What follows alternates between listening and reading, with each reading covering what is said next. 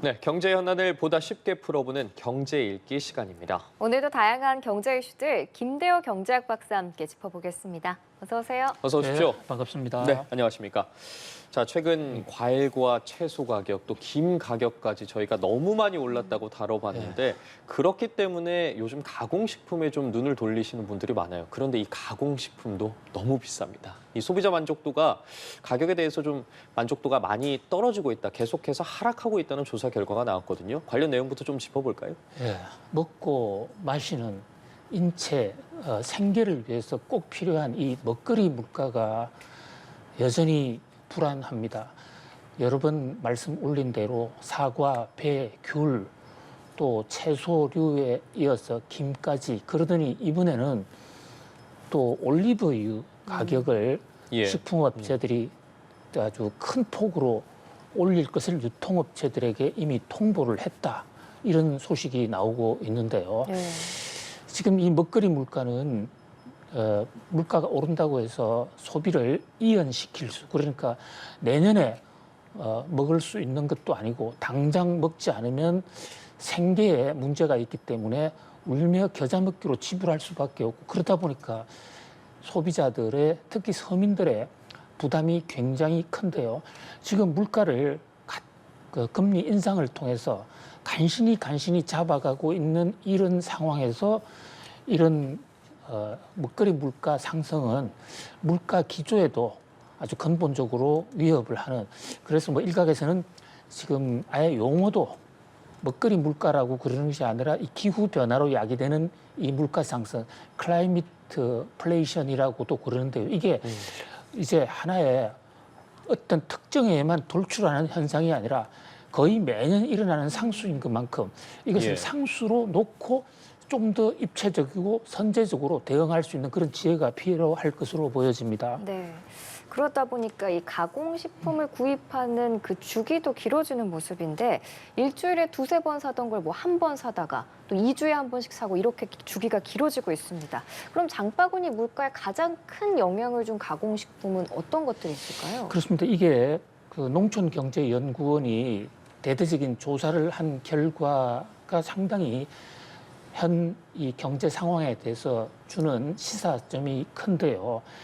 현재 가공식품이 만족스럽지 않다. 가공식품에 대한 만족도가 계속 떨어집니다. 그러니까 채소, 과일은 물론이고 이제 그 대안으로 선택한 가공식품도 안심하고 먹질 못하겠다. 그래서 특히 그 중에서도 이제 가공식품이 무엇이 불만족스럽냐고 구체적으로 이렇게 물어봤더니 그 중에서도 특히 가공식품의 가격, 가공식품 물가가 제일 불만이다. 생각보다 물가가 너무 올라서 부담이다. 그래서 종래에는 가공식품의 안전성이 문제가 있다든지 또는 가공식품의 신선도가 문제가 있다든지 이런 데에 불만이 많았었는데 이제는 완전히 역전이 돼서 가공식품의 최대 불만은 물가, 가공식품이 너무 비싸다. 그래서 자주 가지도 못하고 현재 보니까 2주에 한 번 정도 가공식품을 사러 가는 것이 평균으로 나타나고 있거든요. 그만큼 가공식품이 소비자 생계에 상당한 위협 요인이 되고 있다는 것이 이제 이 여론조사를 통해서 통계적으로도 입증됐다 이렇게 볼 수 있겠습니다. 네. 정말 먹거리 물가가 안 오르는 게 없이 오르고 있는데 저희가 튀김 요리 관련해서 튀기는 건 신발을 튀겨도 맛있다 이런 이야기가 있을 정도인데 사실 이렇게 튀기려면 앞서 말씀해 주셨던 뭐 올리브유나 기름이 필요하지 않겠습니까? 그런데 이 올리브유 가격이 정말 많이 올랐단 말이에요. 이 올리브유 가격이 왜 이렇게 오른 건지, 그리고 이 올리브유 가격이 오르면 단순히 뭐 기름 가격 오르는 거에서 그치지 않고 뭐 치킨 값이라든가 또 도미노 현상으로 가격들이 좀 오르게 되지 않겠습니까? 그리스 로마 신화에도 보면요.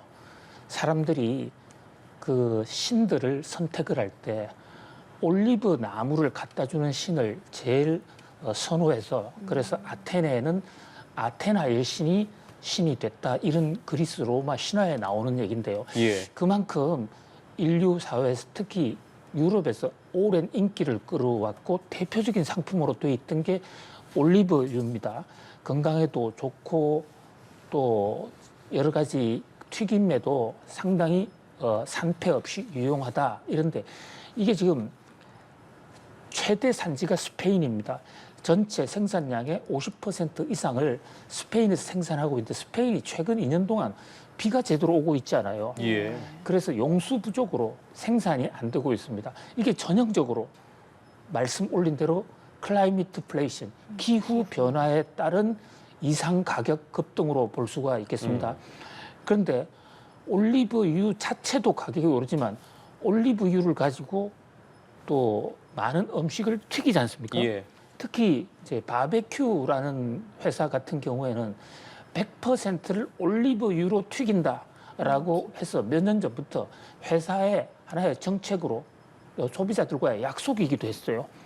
그런데 작년에 울며 겨자 먹기로 이 소비자들과의 약속도 이제 취하하면서 올리브유를 50%로 줄이고 해바라기라든지 다른 기름으로 바꾸는 그런 굴욕이 됐죠. 그만큼 이제 부담이 되는데 이게 좀처럼 가격이 내려가기는커녕 더 오르다 보니까 또 최근에 올리브유 가격을 올리겠다고 유통점에 또 통보하는 바람에 이 물가 부담이 오는데요. 자, 이게 이 기후 변화가 오게 되면요. 지구 전체로 내리는 물의 양은 똑같을 수가 있지만 특정 지역에 많이 오고 적게 오고 또 어떤 지역에서는 기온이 높아지고 이렇거든요. 우리나라에서도 사과가 대구 지방에서 요즘 기후 때문에 재배 생산량이 좀 줄었습니다. 예. 강원도로 올라가고 있는 그런 어떤 패턴이거든요. 그래서 선제적으로 좀 대응할 필요가 있을 것으로 보입니다. 그래서 이게 한 해만 올리브유 가격, 올리브유 생산 부진이 끝날 문제가 아니라 계속해서 이어질 수 있다.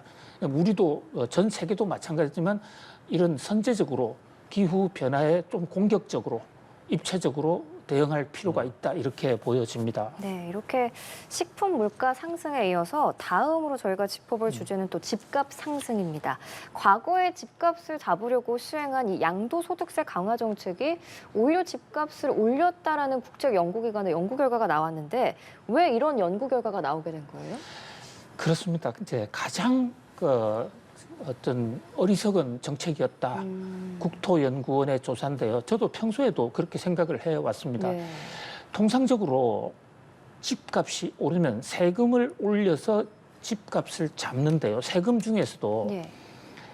그 보유하는 데 그러니까 집을 오래 가지고 있으면 때리는 보유세 같은 것은 세금을 올리면 보유하지 않으려고 하는 그런 효과가 좀 있을 수가 있어요. 그런데 양도세는 자기가 사서 사용하고 있다가 팔아서 그 생기는 양도소득에 대해서 매기는 세금이거든요. 네. 그 양도세를 올리면은 어떤 현상이 생기냐면요. 집을 파는 게 아니라 세금이 무서워서 아예 난 지금 안 팔래. 정권이 바뀔 때까지 기다리든지 아니면 이거 내 자식들한테 물려주고 죽을 때까지 안 팔겠다. 이러니까 그 집값을 안정시키기 위해 했던 정부의 어떤 조처. 이게 양도소득세 인상이었는데요. 지금도 양도소득세가요. 최고 72.5%로 굉장히 높습니다. 예. 그러다 보니까 사람이 집을 팔아도 손해. 그러니까 아예 안 팔고 이러니까 이게 집값 상승 요인으로 작용하고 있다. 이것이 국토연구원의 조사 결과 확인이 됐거든요. 그런 면에서 정책의 목표 자체는 집값을 안정하기 위해서 했지만 예. 결국은 미숙한 어떤 정책 선택으로 해서 오히려 부담을 줬다. 그래서 앞으로 이런 실수가 다시는 반복되지 않도록 특히 지금 양도세는 지금도 문제가 있기 때문에 정부든 여당이든 여야를 가리지 않고 집값 안정을 위해서 75%까지 거의 가까운 이 양도세 그대로 둘 것인지 한번 생각해 볼 필요가 있겠습니다. 예, 박사께서 말씀해 주신 뭐 양도세도 그렇고 다주택자에 대한 뭐 취득세 중과도 그렇고 뭐 어쨌든 정책에 있어서 일부 효과가 나타난 부분도 있겠습니다만 이거를 좀 피하기 위한 좀 움직임들도 계속해서 있었기 때문에 정책적으로 좀 부족한 부분이 많았다는 평가들이 계속해서 나오고 있거든요. 그렇습니다. 그러니까 경제 정책에서요. 경제학의 속담 중에 하나가 뜻이 반드시 선이라고 해서 결과도 반드시 선의로 나오는 것은 아니다. 이런 말이 있는데 예. 1789년에 프랑스 혁명이 일어났습니다. 그때 혁명군의 주체 세력이었던 로베스피에르가 국민들에게 우유를 싸게 먹이게 하자. 그래서 우유값을 강제로 낮추도록 했어요. 우유 높이는 사람 낙농업체들을 다 잡아서 가두었습니다. 네. 그 결과가 어떻게 됐냐. 전부 다 소를 팔아치우는 바람에 우유값이 더 올랐습니다. 그러니까 의도 한마디로 반대의 결과가 나올 수가 있거든요. 그 대표적인 게 바로 세금인데 취득세도요. 집값 투기하지 말아서 취득을 12%까지 올려놨는데 이게 문제가 한 번 집을 팔았다가 다시 살려면 12%나 되는 세금이 부과되기 때문에 아예 안 팔겠다. 그래서 집값이 더 올라갔단 말이죠. 예. 그래서 정책의 선기능과 역기능을 잘 좀 파악을 해서 정책의 이데올로기보다는 경제의 과학성을 가지고 좀 정교하게 때리는 그런 어떤 정책 추진의 설계가 필요한 것으로 보여집니다. 예, 알겠습니다. 이제 마지막 주제도 살펴볼게요. 저희가 앞서 뉴스에서도 전해드렸는데 국세청이 쿠팡을 상대로 특별 세무조사에 착수를 했습니다. 주로 외국계 기업의 역외 탈세 혐의를 담당하는 국제거래조사국이 투입이 됐는데 이건 어떤 의미로 받아들여야 될까요? 그렇습니다. 참 쿠팡 바람 잘 날이 없죠. 예. 뭐 오히려 매일매일 우르르 꽝꽝 한다 해서 회사 이름이 쿠팡이다. 뭐 이런 속설 사실은 그거하고는 전혀 관계가 없습니다만 그런 얘기가 나올 정도로 굉장히 지금 시끄러워요. 근데 이번에는 국세청이 세무조사에 나섰는데요. 이게 정례 세무조사 4년에 한 번씩 하는데 이번에는 정례조사가 아닙니다. 그러니까 국세청이 정례조사가 아니고 이렇게 수시로 나가는 것은 특별한 혐의를 포착했거나 그런 냄새가 난다고 판단했기 때문에 보이는데요. 이번에 역외 탈세입니다. 그러니까 우리는 쿠팡이 한국 회사인 줄 알고 있지만은 현재 그 쿠팡 INC라는 미국 델라웨어에 본사가 있고 예. 그 밑에 여러 회사가 있고 그 중에 하나가 한국 쿠팡이에요. 지금 국세청이 들여다보고 있는 것은 국세청에서 자료를 낸 것은 아닌데 현재 경제계에서는 이게 한국의 쿠팡이 최근에 적자가 났다 이러지 않았습니까? 그런데 다른 지역의 대만에서도 손실 또는 그 유럽에서의 명품 사이트 이런 걸 인수하는데 손해가 났다 이러니까 사실은 그것만 떼면 한국에서는 흑자가 난 거예요. 예. 그래서 혹시 역외 거래에 탈세의 조짐은 없는가 이런 것을 조사하는 것이 아닌가 이런 어떤 추론이 나오고 있는데요. 지금 쿠팡은 지금 알리, 테무와 경쟁도 하고 있는 상황이기 때문에 쿠팡으로서는 여러 가지 지금 굉장히 중요한 시점인데 세금 문제까지 의혹을 받는다 그러면 자칫 잘못하면 국민적인 버림을 받을 수도 있다. 그런 면에서 좀 조심을 해야 될 것 같아요. 가뜩이나 지금 공정위에서도 예. 지금 자사 프라이빗 제품에 대해서 우대하는 정책에서 공정거래위원장이 공중파에 나와서 문제를 제기했고 지금 수사 중이거든요. 그런 각도에서 물론 지금 혐의가 완전히 입증된 건 아닙니다만 예. 좀 쿠팡에서도 좀 더 선명한 투명 경영을 할 필요가 있지 않을까 하는 생각을 해봅니다. 예, 알겠습니다. 조사 결과 파장은 좀 지켜보도록 하겠습니다. 오늘도 다양한 경제 이슈들 김대호 경제학 박사와 함께 풀어봤습니다. 말씀 고맙습니다. 고맙습니다. 고맙습니다.